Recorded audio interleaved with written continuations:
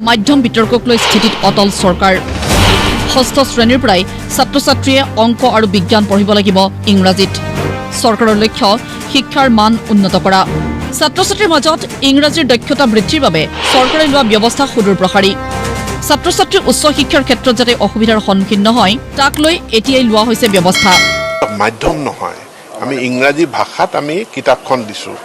আমি কৈছো যে দুটা ভাষা আমি আমাৰ ছাত্ৰ-ছাত্ৰীসকলক শিকাব লাগিব বা হায়াৰ এডুকেশ্যনত ইংৰাজীৰ প্ৰাধান্য আছে তে ইংৰাজীত প্ৰফিচিয়েণ্ট হ'ব লাগিব আৰু এটো যদি কৰিব লাগে আমি সোনকালে আৰম্ভ কৰিব লাগে বুলি ভাবো সেই কাৰণে ক্লাছ 6 ৰ পৰা ইংৰাজীত পাঠ্যপুথিখন দিয়াৰ কাৰণে ইংৰাজী শিকাটোৰ লগে লগে বুৰঞ্জী তেওঁলোকে সায়েন্সতো তেওঁলোকৰ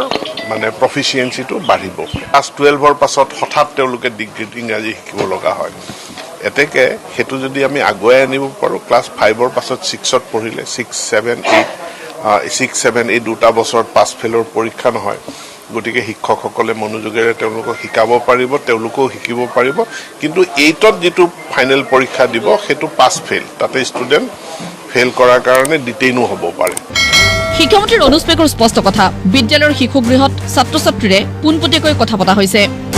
ৰাজ্যৰ কোনো বিদ্যালয়ৰ শিক্ষাৰ্থীৰে অংক বিজ্ঞান ইংৰাজীত শিকাক লৈ নাই অসুবিধা কেৱল মাত্ৰ অসুবিধা হৈছে অংক বুজাত